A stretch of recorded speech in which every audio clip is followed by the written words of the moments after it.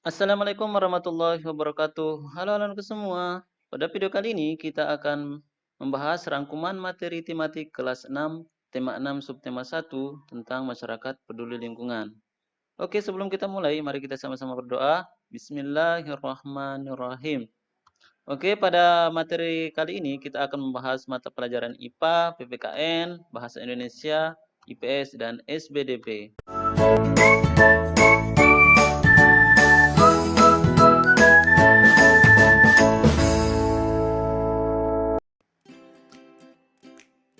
Oke, kita mulai dari mata pelajaran yang pertama, yaitu IPA dengan materi pokok menyebutkan ciri-ciri pubertas pada remaja laki-laki dan perempuan.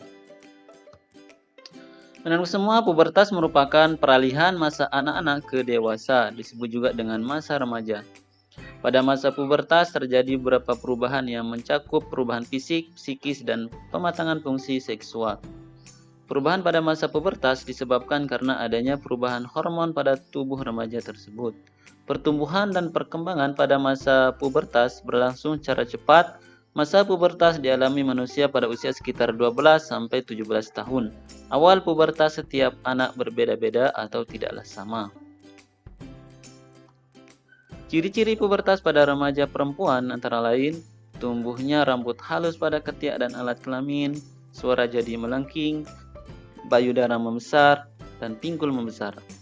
Sedangkan ciri-ciri pubertas pada remaja laki-laki antara lain tumbuhnya rambut halus pada ketiak dan alat kelamin, suara jadi membesar, tumbuh jakun, tumbuh kumis, jambang, dan janggut. Oke, kita lanjut ke mata pelajaran yang kedua, yaitu PPKN. Materi pokok pelaksanaan kewajiban, hak, dan tanggung jawab sebagai warga negara dan dampaknya di dalam kehidupan sehari-hari. Kewajiban adalah sesuatu yang harus dilakukan dengan penuh rasa tanggung jawab. Berikut kewajiban siswa di lingkungan sekolah. Siswa harus taat pada guru dan kepala sekolah, ikut bertanggung jawab atas kebersihan, keamanan, ketertiban sekolah, ikut bertanggung jawab atas pemeliharaan gedung, halaman, perabotan yang ada di sekolah, ikut menjaga nama baik sekolah, guru maupun pelajar lainnya baik di lingkungan sekolah maupun di luar sekolah. Selanjutnya, menghormati guru dan saling menghargai antar sesama murid. Memakai pakaian yang seragam sekolah sesuai dengan hari yang telah ditentukan. Murid berkewajiban untuk mengikuti upacara pengibaran bendera merah putih yang diselenggarakan, memberikan keterangan sakit, izin, atau alpa dari orang tua bahwa anak berhalangan hadir di sekolah.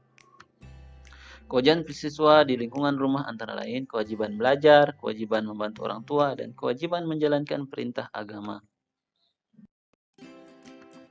Sedangkan contoh kewajiban sebagai warga negara antara lain bekerja bakti membersihkan selokan, menanam pohon di pinggir jalan, membayar pajak, melaksanakan ronda malam.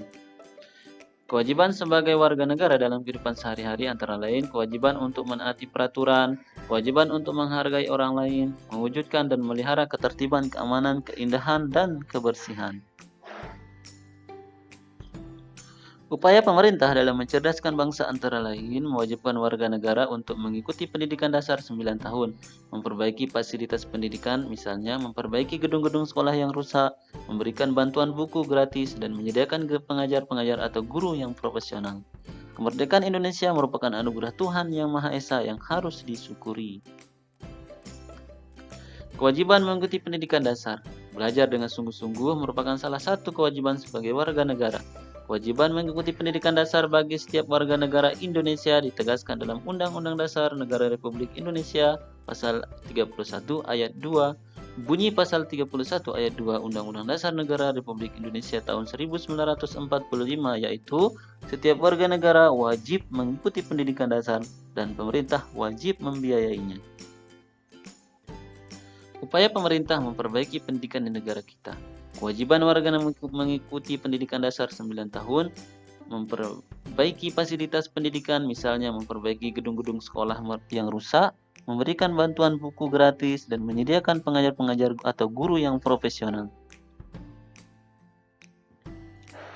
Baik, kita lanjut ke mata pelajaran yang ketiga, yaitu Bahasa Indonesia dengan materi pokok membahas tentang informasi yang diperoleh dari teks non-fiksi yang dibacanya. Kata kunci adalah kata-kata yang dianggap penting yang terdapat pada sebuah teks atau bacaan. Bisa diartikan juga, kata kunci merupakan kata penting yang terdapat pada judul bacaan yang dipakai sebagai pemandu bagi pembaca untuk menebak isi bacaan.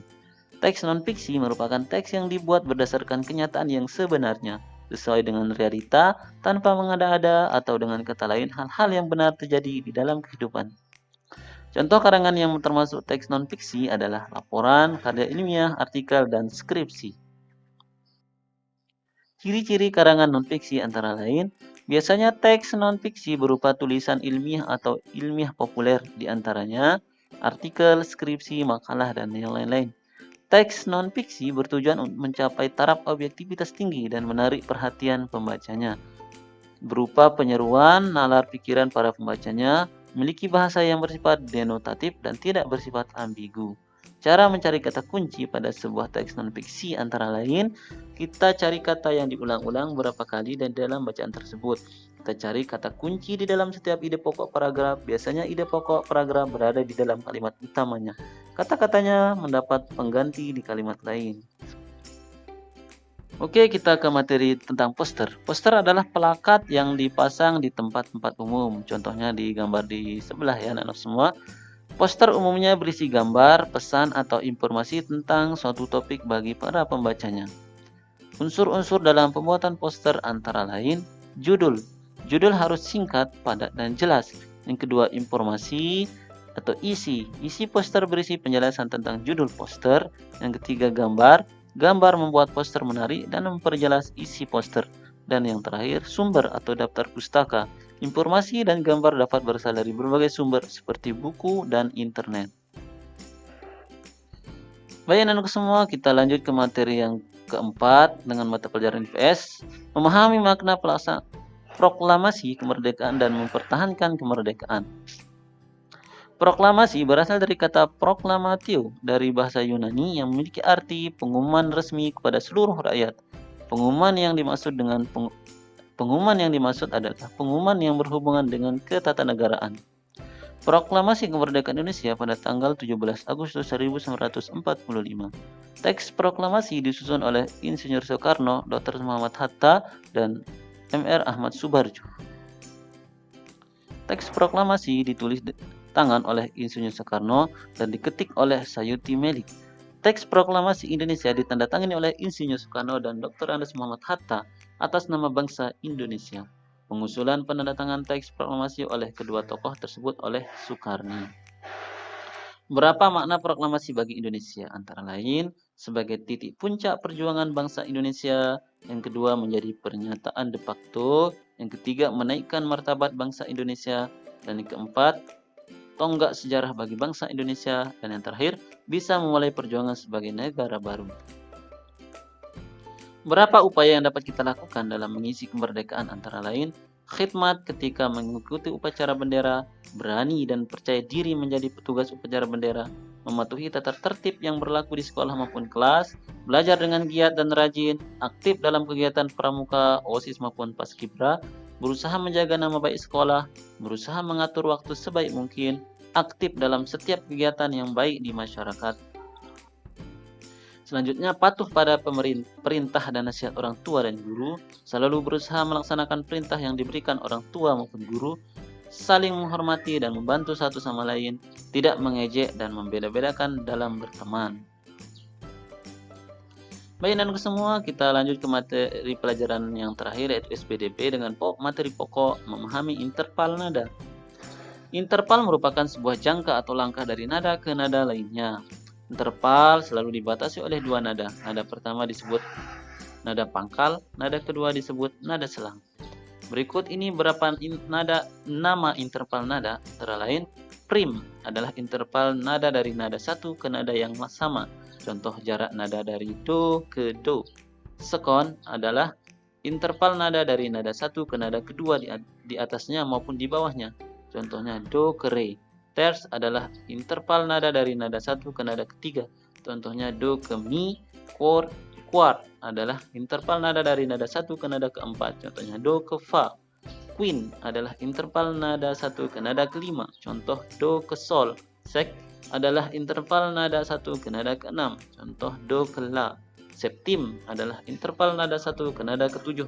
Contoh do ke si oktav adalah interval 8 nada, misalnya do ke nada do tinggi.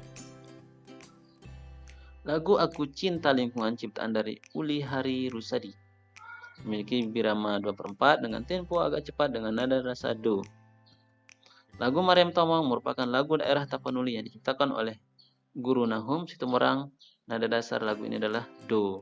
Sekian anak semua, mudah-mudahan pembahasan rangkuman materi kelas 6 ini bisa bermanfaat untuk anak semua. Sekian dan terima kasih. Wassalam.